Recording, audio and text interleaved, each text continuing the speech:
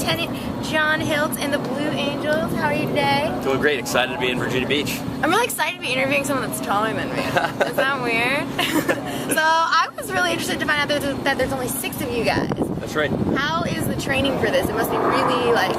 The training's a unique process. We go out, we do all our training out in El Centro, California. The training we kind of do as the Blue Angels isn't different than any of the training that the Navy and Marine Corps does on a regular basis. You know, it's a crawl, walk, run kind of mindset. We start out in El Centro, California in January, and we just incrementally move our sets in.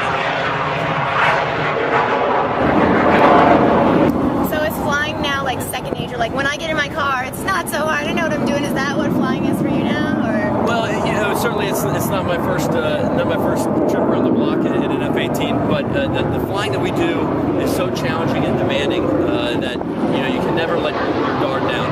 And every time we get in the plane, it's just like every time you know landing an aircraft carrier. It's very taxing mentally, and the challenges we face are really different than the challenges that you know the everyday sailor and Marine faces when they're deployed in combat situations. You have to be keyed up and on your A game every single day. Would you say it was more therapeutic or terrifying, or a mixture of both? How do you feel up there? I don't think it's either one of those. Exhilarating is probably is probably the best feeling. You know, the pride and professionalism that we're able to bring around the country on a daily basis to represent the 560,000 sailors and Marines. We're so proud to do that the feeling is more exhilarating to be able to bring that around the country on a weekly basis. I bet.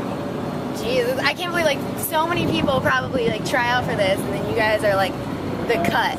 It's certainly a competitive process, but so is anything in the Navy and Marine Corps. You know, we're only looking for the best of the best, and to be able to be a part of the Blue Angels and represent that is a really unique opportunity for us.